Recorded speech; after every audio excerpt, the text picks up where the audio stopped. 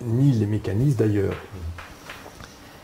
On constate que à la naissance de l'enfant, tout enfant de n'importe quel pays, n'importe quelle race, bien qu'il n'y ait pas de race, ça n'existe pas, mais enfin, on est tous des êtres humains, eh bien, possède cette période d'excitation de la glande génitale interstitielle.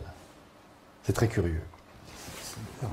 Et cette génitale, pourquoi n'est-elle pas formée dans le fœtus? Pourquoi faut-il attendre le 8e jour de la naissance? Vers le 8e jour parce que ce n'est pas immédiat, il faut laisser un petit peu quelques jours, et puis à ce moment-là, l'hypophyse déclenche un mécanisme de stimulation étonnant. Stimulation de la thyroïde, hypophyse thyroïde. Les deux viennent stimuler les deux surrénales, et les trois viennent stimuler cette génitale. Pourquoi? Parce qu'elle n'a pas été formée dans le fœtus.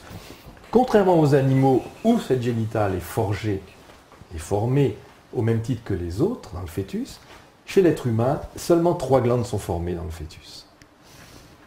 L'hypophyse au 3e mois fœtal, la thyroïde à la fin du 2e mois fœtal et les surrénales au 3e mois fœtal également.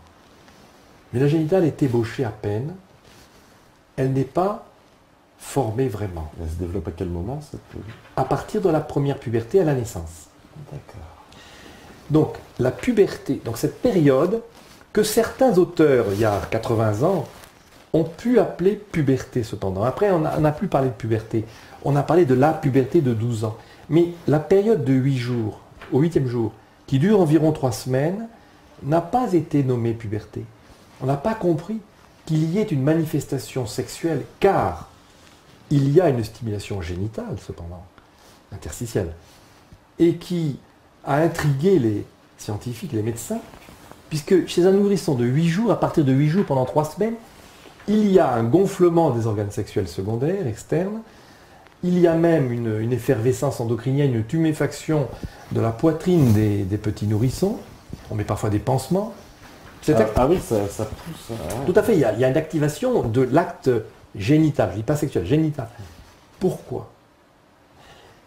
Personne n'a jamais compris pourquoi. Donc on a laissé ça de côté en disant c'est la nature. C'est le docteur Gauthier qui a dit, qui a affirmé. Il s'agit d'un moment très important pour notre économie humaine. C'est le début du développement d'une glande génitale interstitielle, qui va être fondamentale pour notre futur libre arbitre, c'est-à-dire notre future liberté, notre indépendance, car l'enfant doit quitter son père et sa mère, à un moment donné, pour faire ce qu'ont fait ses parents, il doit être indépendant, travailler, avoir des enfants, mais il faut pouvoir le faire.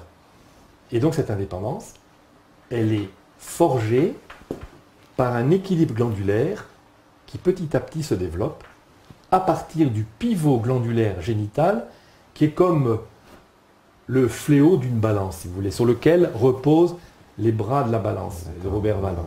C'est vraiment sur la génitale que repose l'équilibre glandulaire général. Alors, cette génitale, on pourrait poser la question, mais pourquoi n'est-elle pas formée dans le fœtus, à l'instar des 3 autres glandes? Et ça, c'est quand même intriguant. Ouais. Eh bien, parce que l'être humain n'est pas un animal, parce que chez l'animal, elle est formée dans le fœtus, la génitale va jouer chez l'être humain un rôle extraordinaire.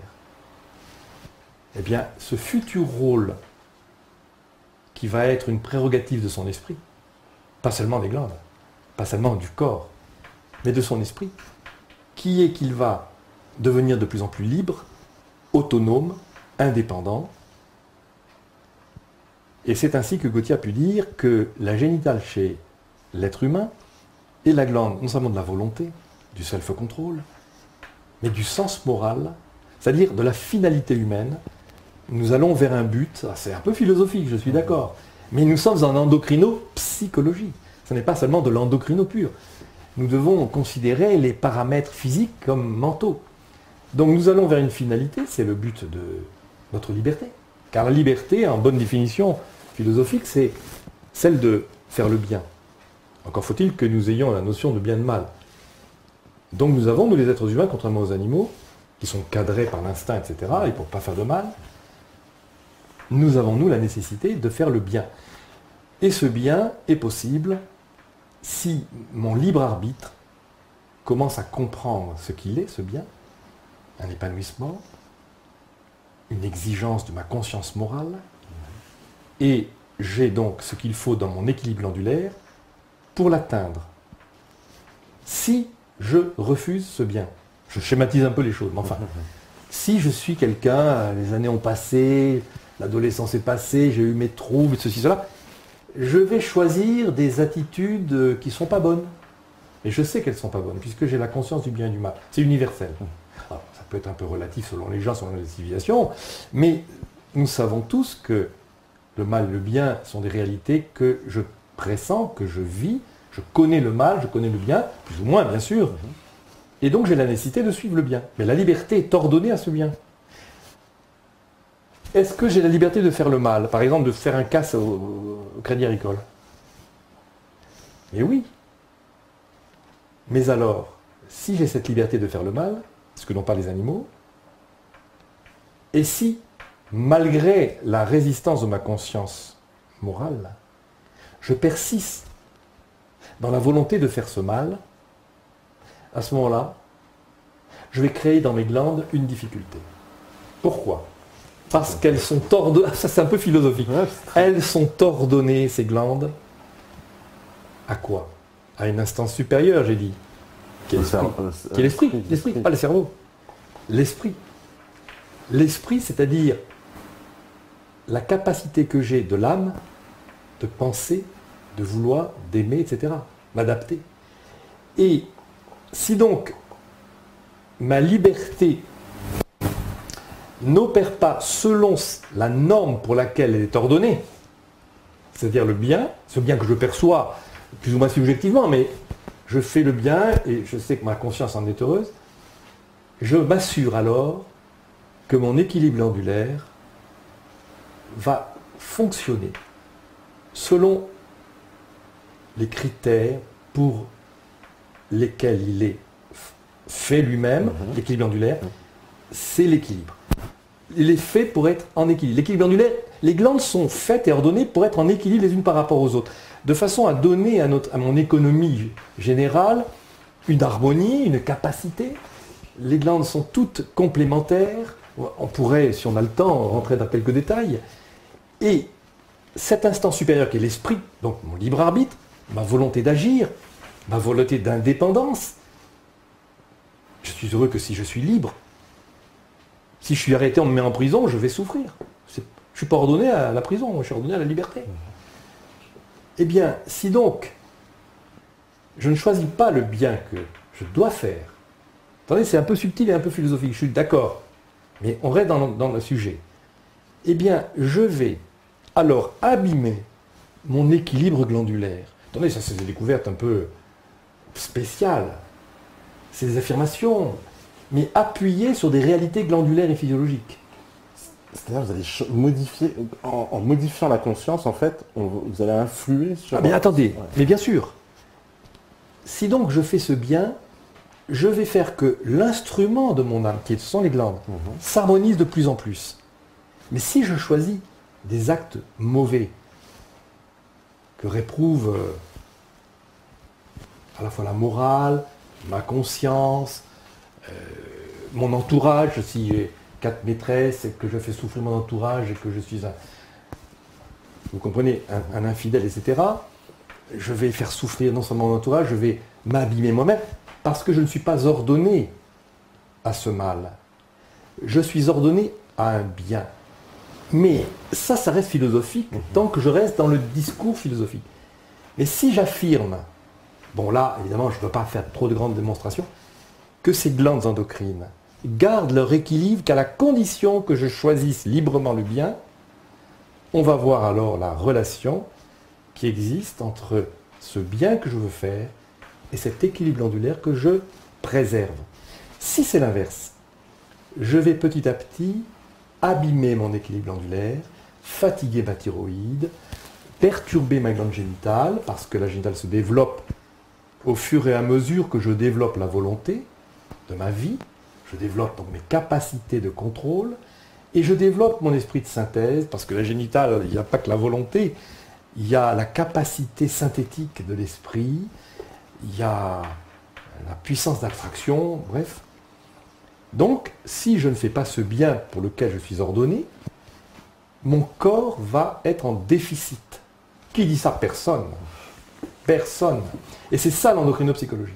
C'est de montrer la relation qu'il y a entre le corps et l'âme en affirmant que le corps, les glandes en fait, et l'instrument sont les instruments de mes opérations mentales. J'aime, je veux, je pense, je m'adapte, je mémorise, j'entreprends, etc. Donc à ce moment-là, nous avons des déficits glandulaires qui peuvent être plus ou moins graves. Et la vie en est la cause. La vie en est la cause. La vie. Parce que la vie, c'est quoi? La vie, c'est l'aspect moral. Ouais. Les mœurs. Mes mœurs doivent être conduites selon cette finalité que je viens de dire. Si mes mœurs font fi de cette nécessité d'atteindre mon épanouissement personnel, que je ne peux trouver que si je respecte les codes de bonne conduite, morale, etc. Si je ne veux pas les respecter, je suis libre de ne pas les respecter. Ouais. Mais alors, ma liberté ne va pas durer longtemps. Parce que je viens d'expliquer que cette liberté est ordonnée à un bien et elle se conserve que dans la mesure où je fais ce bien et je continue de le faire. Si un beau jour je dis stop, j'en ai marre maintenant, je me révolte, je fais ce que je veux. Ce que je veux, ça veut dire quoi? Ce à quoi je suis porté. Ouais. À ce moment-là, il y a un danger pour nous. Et ça, c'est une explication qui est à la fois glandulaire. C'est-à-dire celui qui choisit délibérément, qui dit, je vais faire le mal, comme vous avez dit, il a une mauvaise idée en tête. Il va quoi? Il va provoquer un dérèglement de ses glandes? Il provoque un dérèglement. Alors pourquoi et comment? Oui, il provoque un dérèglement. Alors, il faut un peu, peut-être, dire quelques petits mots de plus. Comment c'est possible? Eh bien, tout simplement parce que la glande génitale dont j'ai parlé est fragile et sensible. Elle est celle qui a été forgée par 3 pubertés. J'en ai parlé que d'une et deux. Il y a la première qui amène la génitale à se développer. Puis il y a la deuxième vers 12 ans, qui est exactement le même phénomène de développement de la génitale interstitielle, donc endocrine. C'est pas sexuel ça. Mais évidemment, à la deuxième, il y a quand même un aspect sexuel qui se développe, puisqu'il y a la reproductrice qui s'amplifie et qui se développe. Et il y a alors là des troubles possibles, et l'enfant, selon l'éducation qu'il a reçue, selon son équilibre, selon beaucoup de paramètres personnels, peut comprendre qu'il faut qu'il domine certaines choses. L'éducation est très importante aussi dans cette affaire. Les parents, le côté religieux aussi est un très bon moyen de se réguler, de façon qu'on préserve la glande génitale interstitielle. Parce qu'elle est fragile et qu'elle a besoin de se développer. Mais comme elle est le fondement du libre arbitre, Libre arbitre, c'est l'esprit, l'âme. Oui, mais comme il n'y a pas d'esprit sans corps, et que toute opération mentale ne peut pas du tout faire l'économie de l'aspect glandulaire, puisque c'est bonnet blanc et blanc bonnet. Il n'y a rien de psychologique qui ne soit glandulaire, et rien de glandulaire qui ne soit psychologique. Gauthier Dixit. On ne comprend pas très bien ça, mais c'est évident. Puisque l'âme opère par le corps. L'âme opère par le corps. S'il n'y a pas les glandes, par le corps c'est l'âme, c'est-à-dire les glandes. S'il n'y a pas les glandes, mais l'âme, qu'est-ce qu'elle fait? Rien du tout. Alors, je prends l'exemple des psychiatres, des psychiatriques. Allez voir un schizophrène profond. Son âme, elle est là parce qu'il est vivant. Ouais. Mais ses capacités, qu'est-ce qu'elles sont devenues? Rien du tout. Il est fou. Il souffre. Ça dépend le degré, parce qu'il y a des gens qui sont encore normaux, qui sont un petit peu perturbés, d'accord, mais je parle vraiment du malade mental profond. Il a perdu son autonomie, son sens moral, sa liberté, son adaptation, ses émotions, son altruisme. Il a tout perdu. Donc ça, c'est vraiment glandulaire.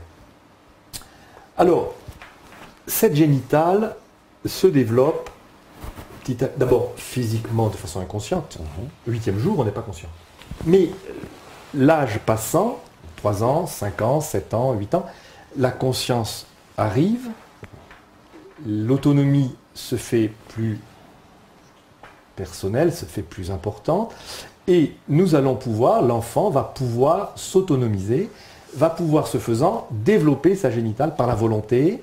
Il développe finalement ses capacités glandulaires, notamment la génitale, par les actes qu'il pose, les actes libres qu'il pose, mais les actes volontaires surtout, parce qu'au départ, il faut savoir se priver de certaines choses, parce que c'est comme ça qu'on développe sa volonté. La volonté étant l'arme absolue de la liberté.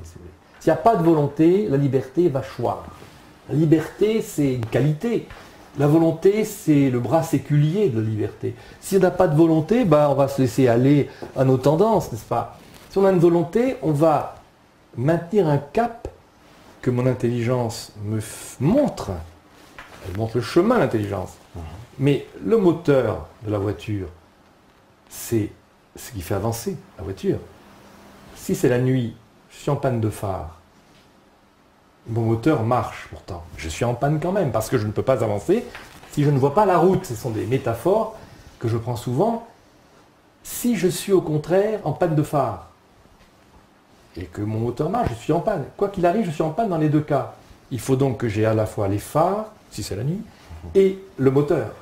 Eh bien, c'est cette métaphore pour dire, si j'ai l'intelligence pas mathématique ou philosophique, non, l'intelligence c'est le bon sens, cette intelligence qui fait que je suis un être humain qui me dirige vers ma fin, globale, si je comprends que je dois faire le bien, eh bien, cette route que je dois suivre, avec cette fin que je dois atteindre, j'ai besoin, pour cela, d'avoir la volonté pour résister aux traverses, chemin de traverse, que je serais tenté de prendre, parce que c'est tentant d'aller un petit peu voir à côté, mais dangereux.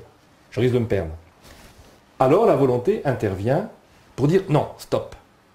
Et je reste sur le chemin, parce que je vois par mon intelligence que le chemin est là, pas à côté, là. Mais ma volonté, pour que je reste sur le chemin, il faut qu'elle soit active. Sinon, je m'écrase. Je m'en vais, je pars du chemin. Alors voilà un peu ces façons d'expliquer, philosophiquement un peu, c'est vrai, mais cependant, ce n'est pas hors endocrinopsychologie. C'est vraiment une parce qu'on appuie ces raisonnements sur des capacités glandulaires. Ça veut dire, alors, dans les services de psychiatrie, on sait qu'on traite les gens, on leur donne souvent on va dire des thérapies à base de médicaments très lourds en chimie, mais qui agissent sur le cerveau, parce que on nous dit que constamment, ce sont des gens malades du cerveau. En fait, tout le monde se trompe alors. Tout le monde se trompe. Ça n'agit pas sur le cerveau. Ce sont des assertions, alors je suis désolé de dire ça, peut-être ça fait un peu immodeste, pour qui vous prenez-vous, enfin qui êtes-vous pour... bien sûr, je l'ai entendu 100 fois. Non, moi je suis un héritier d'un savant énorme, j'en ai 10 000 pages, j'exploite ses travaux depuis 40 ans, c'est absolument passionnant. Dans ce dernier chapitre de ce livre, d'ailleurs en parenthèse, j'ai traité sur 10 pages l'influence des médicaments sur notre psyché, si vous voulez. En fait, toutes ces molécules agissent sans exception, je répète, sur la thyroïde. Or, c'est essentiellement la thyroïde, les autres glandes sont un peu perturbées, notamment la génitale, qui est atrophiée dans les malades mentaux, chez les malades mentaux. Mais la thyroïde est vraiment perturbée, et ces médicaments agissent sur les symptômes psychiatriques en général, parce que ces molécules agissent essentiellement sur la thyroïde. Essentiellement, je l'affirme. Alors on ne va pas tout démontrer ici, c'est compliqué. Je le dis dans un de ces bouquins, et c'est là qu'on est trompé, parce qu'on veut absolument faire que le cerveau reste le primum movens de toute notre économie, et alors les molécules très empiriquement développées au départ, on n'a qu'à voir Henri Laborie qui découvre la chlorpromazine en 1952 de façon tout à fait anecdotique, et puis après on a développé ça dans le génie chimique, et on a développé des molécules qui sont capables d'agir empiriquement sur des symptômes X, Y et Z. Et en réalité, on a voulu que ça soit cérébral, parce que la prémisse cérébrale est le top du top, alors on dit ça agit sûrement sur le cerveau. Mais quand on a fait des recherches, on s'aperçoit qu'il y a des actions cérébrales. Mais tout ce qui est cérébral étant glandulaire, en fait, on chante le fait que cette action cérébrale qui est aperçue, sans doute, dans certaines recherches, n'est que glandulaire. Et même dans les scanners que l'on peut faire, quand on fait une expérience, si on fait faire une expérience psychologique, on dit à quelqu'un, et qu'on est sous scanner, on va voir un peu ce qui s'agite dans nos aires cérébrales, on lui dit, imaginez-vous une attitude, pensez à une attitude catastrophique, la guerre nucléaire, les morts, etc. Les gens se créent une émotion intérieure, et bien aussitôt le scanner montre des zones qui s'éclairent, il y a quelque chose de cérébral. Mais parce que le glandulaire et le cérébral, ça ne fait qu'un. Ça, je le montre dans mes cours, mais ça ne fait qu'un. C'est une entité absolument liée. Il n'y a rien de cérébral qui ne soit glandulaire ni réciproquement. Eh bien, donc, alors si je continue l'expérience, si on dit à cette personne maintenant, au contraire, essayez de vous mettre dans un état psychologique. Voilà, vous allez être dans la prière, dans l'amour éthéré de l'âme qui se donne à Dieu, par exemple. Enfin, je ne sais pas, ça dépend à qui on a affaire, parce que, mais on dit, voilà, mettez-vous dans une situation de paix intérieure, de sérénité telle que... Eh bien, aussitôt, on voit que d'autres zones s'éclairent. Par conséquent, alors évidemment, les scientifiques vont dire, voyez, ça s'éclaire là, donc c'est là que ça se situe. Eh bien, ce qu'ils ne savent pas, enfin, je le dis franchement, je l'ai dit dans mes bouquins, ce qui ne savent pas, ça fait un petit peu prétentieux de dire ça, ce qu'ils ont négligé, on va dire ça comme cela plutôt, c'est le fait que tout ce qui est cérébral, sans exception, est d'origine glandulaire. C'est-à-dire que la mémorisation, c'est-à-dire la capacité que mon cerveau possède d'enregistrer, de mémoriser, d'engrammer, d'impressionner, etc., d'imprimer, provient de ma thyroïde. Comment je le sais? On n'a qu'à voir les hypothyroïdiens. Ils sont dans l'incapacité absolue de mémoriser. Je parle d'un congénital, un hypothyroïdien qui ne se développe pas, qui n'a pas de mémoire, qui est handicapé, qui est sous-vital, etc. Si on le, c'est le docteur Jean Gauthier, si on le compense en hormones thyroïdiennes, on va voir aussitôt ses capacités se développer. Et les gens donc auraient des capacités naturelles, eux, à avoir plutôt une très bonne mémoire. Ça veut dire quoi? Ils ont Ça veut dire qu'il y a une capacité, une réceptivité plutôt du cerveau, des neurones, de capter très facilement l'hormone thyroïdienne. Les cibles cérébrales sont très actives dans cette captation d'hormones thyroïdiennes, qui donne beaucoup d'imagination, beaucoup de mémorisation. Et il y a l'inverse, il y a des gens qui fonctionnent très fort sur le plan stomacal ou intestinal, et qui ont peu d'imagination. Et ça s'appelle, chez le docteur Gauthier, la réceptivité des tissus aux hormones. Selon des caractéristiques de récepteurs cellulaires et aux hormones, nous avons, par exemple, quelqu'un qui est diarrhéique. C'est quelqu'un dont l'hormone thyroïdienne est très active sur les intestins. Mais s'il est en hypofonction thyroïdienne, seulement sur le plan intestinal, il ne s'agit pas d'hypofonction, il s'agit d'une réceptivité plus laborieuse sur cette cible physiologique, alors on va avoir de la constipation. Donc la thyroïde est la glande du dynamisme fonctionnel, et même cérébral, donc imagination, ou au contraire lenteur intellectuelle ou imaginative. Donc vraiment tout est hormonal. C'est assez incroyable. On va faire une petite pause, puisque on est arrivé à l'heure. Alors Stéphane, il va nous concocter, il a calé des vidéos, je sais, toujours opérationnelles.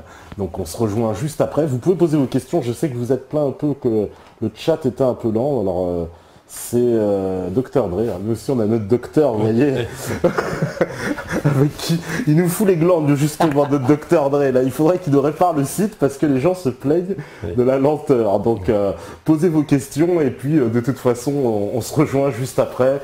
Voilà, c'est la libre antenne, à tout de suite. Voilà, de retour après cette petite pause, petite intermède musicale. On a récupéré le chat, vous voyez, comme quoi Dr Dre s'est réveillé. Et voilà, donc je suis très content. Alors je vous salue tous sur le chat parce que on a pas mal d'auditeurs assez fidèles. Donc il y a Ranky, QSR, I Love Free Future, Jacques Ojac, Polo de Lisbonne, LF Terros, Eurasien, Vincent Zalcool, Jacques Ojac, Malababs, voilà, bon, les noms sont un peu marrants, effectivement, mais voilà, ce sont nos fidèles auditeurs. Et il y a pas mal de questions. Alors, il y a déjà une première question, alors ça c'est Grégory Godefroy qui nous dit « Bonsoir, Jean Duchazot, pourriez-vous évoquer en quoi Freud a menti ?» Titre d'un livre extrait de Jean Gauthier. Très bien, oui. Oui, c'est une question intéressante. Alors, il y a d'abord une petite interview qu'on m'avait fait faire C'est chez Philippe Randa. Je pense que Philippe Randa, on peut trouver son édition, c'est une petite maison d'édition. Et il a réédité le livre sur Freud, d'ailleurs, de Gauthier. Et j'avais fait une petite interview sur différentes questions sur Freud. Alors, pour répondre à la question, en quoi Freud a menti? Alors, le titre est peut-être un peu fort, c'est un titre un peu commercial. Ce livre est paru en 1977. Mais c'est quand même plus ou moins justifié malgré tout. En quoi? Écoutez, d'abord parce que Freud n'a pas montré une parfaite honnêteté intellectuelle dans ses travaux. Il a d'abord, rapidement, parce qu'on ne va pas rester sans ça, il a notamment, de mémoire, quand il avait aperçu que, carrément, disons-le, chez les hystériques qu'il traitait pas mal, l'auto-érotisme, appelons un chat, était à l'origine de ces déséquilibres mentaux, glandulaires bien entendu. Et qu'est-ce qu'il avait dit à son collaborateur, qui était Ferenczi, je crois? Voyez-vous, l'auto-érotisme, on appelait ça l'auto-érotisme, vous savez ce que c'est l'auto-érotisme. Bon, voyez-vous, ça, il ne faut pas le nommer. Autrement dit, laissons venir les gens à nous. On va exploiter le filon, sous-entendu, j'ai peut-être un jugement téméraire, mais c'est ça que ça voulait dire. Et on ne va pas parler de ce que nous, médecins, avons observé. Alors, voilà déjà quelque chose qui n'est pas un mensonge directement, mais qui est une restriction mentale. Il avait dit aussi sur le bateau qui les conduisait, ainsi que Ferenczi, je crois, aux États-Unis, dans les années 1905, par là. Et voyez-vous, la sexualité, il faut en faire un dogme. Vous voyez, la façon dont Freud s'y prend pour imposer des vues qui ne sont pas directement empreintes de recherche désintéressée. Un jour, alors qu'on l'interrogeait sur l'origine de Totem et Tabou, un journaliste, d'ailleurs, je crois que c'est... Non, c'est pas son biographe. C'est dans Ernest Jones, qui est son biographe. Un livre, il y a 2 ou 3 tomes. Eh bien, on l'interrogeait, voyons, professeur Freud, Totem et Tabou, quelle est l'origine de ce travail? Réponse de Freud, j'ai inventé ça un dimanche après-midi quand il pleuvait. Alors, vous voyez, Freud a menti. On va dire qu'il a menti, parce que mentir, c'est pas comme ça qu'on le voit, mais il est empreint de relativisme intellectuel. Il a parlé d'affirmation du complexe d'Oedipe, il a affirmé beaucoup de choses, mais en réalité, on a vu dans certains écrits, en fait, ce sont des hypothèses. Donc il a fait des hypothèses et il les a fait passer chez le lecteur de ses livres, cachés dans différents endroits, pour des certitudes. Alors, voilà ce que je peux dire rapidement. Et puis enfin, Gauthier dénonce, et puis il n'est pas seul, le fait que Freud, se voyant impuissant à conduire des hypnoses. Pour être hypnotiseur, pour hypnotiser quelqu'un, disait le docteur Gauthier, il faut une certaine puissance volontaire, une influençabilité, une persuasion à base de génital, volontaire, vous voyez. Et Freud était incapable d'endormir ses patients. Il n'y arrivait pas. Il avait d'abord travaillé sur l'hypnose. Et il s'est cantonné ensuite, devant cet échec de l'hypnose, à traiter les gens en les mettant sur un divan, en faisant rien, qu'en les écoutant. Et c'était le fondement de la psychanalyse. Voilà, c'est tout. Alors voilà des petits faits qui me permettent de répondre. Bon, voilà, vous avez eu votre réponse. Alors, qu'est-ce qu'on nous dit encore? Alors, il y a pas mal de questions. Alors, le docteur Jacques, le docteur Gernez a développé une théorie qui peut sembler dingue, où il établit une corrélation entre l'apparition et le développement inquiétant de la maladie d'Alzheimer, qui correspondra avec le dogme de la laïcité et de l'injonction à l'athéisme. La perte de transcendalité agirait sur une partie du cerveau qui, en quelque sorte, s'atrophierait. Ça peut paraître fou, mais c'est tout à fait plausible, d'autant que des stats tentent à confirmer ce phénomène. Je sais qu'on peut faire dire n'importe quoi aux chiffres, mais pour ma part, après m'être intéressé au docteur Gernez, j'affirme sans rougir que c'est un génie qu'on honorera dans 100 ans. Son tort est d'être un visionnaire et de ne pas être allé dans le sens du lobby pharmaceutique. Oui, d'accord. Mais Gernez, bien sûr, moi je connais un peu Gernez, parce que j'avais acheté ses bouquins, les postulats, les fameux postulats, il y a plus de 30 ans. Non, Gernez est un grand esprit, c'est sûr, il a trouvé des choses. Simplement, je dirais, selon ma compétence, parce que moi je ne vais pas rentrer dans toutes les problématiques de Gernez qui sont assez puissantes. Je dirais simplement que, d'ailleurs, à l'instar d'un autre auteur qui est médecin aussi allemand, qui est le professeur Dr Hammer, également. Tous ces gens font un excellent travail, certainement. Simplement, je dois dire que dans la mesure où ici on affirme le primat endocrinien d'une manière puissante et très forte, et que ceux qui ne connaissent pas ce primat endocrinien, et personne ne le connaît que certains qui approchent un peu la question en lisant les livres du docteur Gauthier, qui sont épuisés, quand ils me lisent, moi, j'ai fait quelques ouvrages, il y en a à peu près 8, on arrive à approcher les travaux du docteur Gauthier par mon intermédiaire peut-être, mais en dehors de cette connaissance de l'endocrinopsychologie, on n'a pas de connaissance sur ce primat endocrinien. Par conséquent, d'excellents esprits comme Gernez, comme Hammer par exemple, ils sont obligés de continuer dans la foulée de ceux qui ont été les pionniers de cette, je dirais, cette fausse connaissance du cerveau. Et bon, alors, je ne vais pas critiquer ni Hammer, ni Gernez. Je ne critique pas Gernez, de toute façon, je n'ai pas sans doute les capacités pour le faire. Mais ce que je peux dire, c'est que lorsqu'il parle du cerveau en ces termes-là, est-ce qu'il n'y aurait pas, justement, tout simplement, je le pense, cette petite erreur qui consiste à attribuer au cerveau ce qui est en fait aux glandes. Mais ça ne fait qu'un, parce que le cerveau et les glandes sont liés, et que ce qu'on trouve dans le cerveau est parfaitement capable d'être modulé, engendré par des modulations thyroïdiennes, émotionnelles. Et voilà le problème.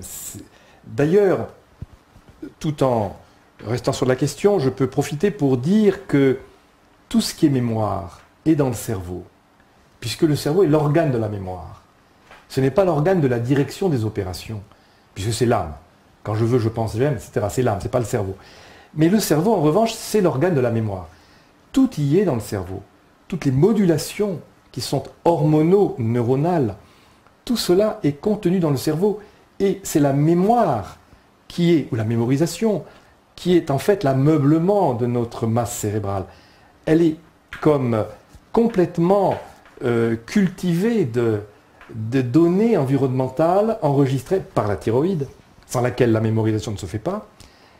Et lorsque donc les savants ont depuis 70 ans, c'est assez vieux, je pense après la guerre de 14, mais quand ils ont fait des expériences sur les animaux, car on cherchait dans le cerveau des animaux, on a peu fait d'expériences sur les hommes, on ne peut pas, et on voulait on voulait trouver des mécanismes cérébraux dans, par exemple, les mécanismes sexuels, les mécanismes émotionnels, le cerveau toujours. Ou alors l'hyperphagie, c'est-à-dire des centres nerveux qui sont impliqués dans la mémorisation de la faim ou de la soif. Dans l'hypothalamus, par exemple, qui est un petit organe nerveux au-dessus de l'hypophyse, dans le bas cerveau, c'est ça, au-dessus de l'hypophyse, c'est ça. Et donc, ces savants, quand ils faisaient des expériences par micro-piqûres, par exemple, on injectait soit un produit, soit on faisait une stimulation avec des électrodes extrêmement fines de quelques microns, dans des parties neuronales, ont déclenché des activités émotionnelles, ou d'hyperphagie, ou d'aphagie, ou de soif inextinguible, ou de sommeil, ou de sexualité, etc. Mais les savants avaient beau jeu de dire voilà, nous avons trouvé la zone concernée par ces activités, elles sont bien cérébrales, puisque quand j'appuie là, je déclenche un mécanisme. Mais ils ont oublié de dire que ce mécanisme n'est qu'une mémoire d'un phénomène qui est d'abord endocrinien. Il fallait donc enlever la thyroïde, par exemple chez un animal, la thyroïde étant la glande de la pétence, de la sensibilité, de toutes les passions, chez nous les êtres humains en tout cas. Et quand on enlève la thyroïde à un être humain, par exemple, ou un animal, puisqu'on est dans l'animal, on va priver l'animal de ses capacités d'enregistrement. Si on enlève la thyroïde à un jeune chien, on s'aperçoit qu'il n'est plus capable d'enregistrer des réflexes conditionnés. Si on le supplante, après l'avoir retiré, si on supplante la thyroïde par des extraits thyroïdiens, on récupère cette capacité de faire que le cerveau réponde à de nouveaux enregistrements. Donc la mémoire, la mémorisation est bien dépendante de la capacité thyroïdienne. D'accord, parce que là on nous dit justement, j'ai vu une question sur les animaux ont aussi des glandes. On ne peut pas affirmer qu'ils n'ont pas de conscience morale. Certains, alors le chat il a avancé justement, voilà. On ne peut pas affirmer qu'ils n'ont pas de conscience morale. Certaines observations de la nature sont troublantes. Il nous montre de la tendresse, de la cruauté, de l'intelligence, vu du point de vue de l'homme par l'homme et pour l'homme, pour le conforter dans son anthropocentrisme, n'est peut-être pas une vérité absolue. Alors, je ne sais pas s'il est venu nous dire qu'en fait, oui, les animaux peuvent avoir... Oui, tout à fait. Bien sûr qu'on peut toujours faire cette assimilation. Subjectivement, nous savons, les animaux, quand on va une petite mémère à son petit chien-chien, si on parle de son animal en termes un peu négatifs, « Qu'est-ce que vous dites, mon chien ?» Parce qu'elle assimile tellement son chien à un être humain qu'elle aime et qu'elle cajole. Mais il faut affirmer tout de même, ça dépend de la formation qu'on a, ça dépend de la sensibilité par rapport aux animaux.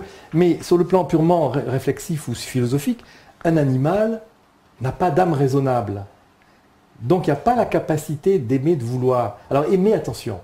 Quand on dit « Ah, mon chien m'aime, mon petit chat, il vient sur moi, il ronronne, mon petit chat, il m'aime ». Mais c'est un anthropomorphisme, c'est-à-dire que c'est instinctuel. Le chat domestique, par exemple, bien sûr qu'il a des comportements qu'on peut assimiler à quelque chose qui serait un peu humanisé, quoi. Mais c'est purement subjectif. Car le comportement du chat est basé sur le sensoriel, l'adaptatif et le conditionnel, la réflexion conditionnée. Donc ces attitudes peuvent ressembler assez fortement d'ailleurs à des comportements libres ou affectifs. Mais nous ne pouvons pas l'accepter sur le plan purement philosophique parce que ça c'est le propre de l'homme. Il a une liberté et donc une capacité d'aimer, de vouloir et de penser. Mais l'animal n'en a pas cette capacité. Alors on ne peut pas affirmer que l'animal aurait un semblant d'amour, de capacité intellectuelle. Il est vrai que quand vous mettez une poule devant un grillage, elle va essayer de cogner le grillage jusqu'à ce qu'elle trouve une sortie, elle n'en trouve pas. Mettez un chien, il a tout de suite compris qu'il faut faire le tour. D'où ça vient? D'une évolution adaptative et sensorielle, mais non pas d'une capacité intellectuelle. Et puis on a peut-être tendance à quoi? C'est à humaniser les animaux. Oui, tout à fait. Voilà. C'est une question de réflexion. Alors, on peut ne pas être d'accord avec ce que je dis, hein, je ne suis pas dogmatique, mais franchement, non, un animal est vraiment différent de l'homme. Alors, on nous dit aussi, alors encore d'autres questions. Est-ce que vous connaissez Roger Domergue, voilà, qui nous dit que pense notre invité de la théorie, ça c'est Eurasien, de la théorie de Roger Domergue sur la circoncision au 8e jour? Oui, il a fait que reprendre ce que disait le docteur Gauthier dans un manuscrit que je lui avais passé à l'époque, il y a une trentaine d'années, qu'il a bien repris à son compte d'ailleurs. Vous voyez, voilà, on en apprend des choses ce soir.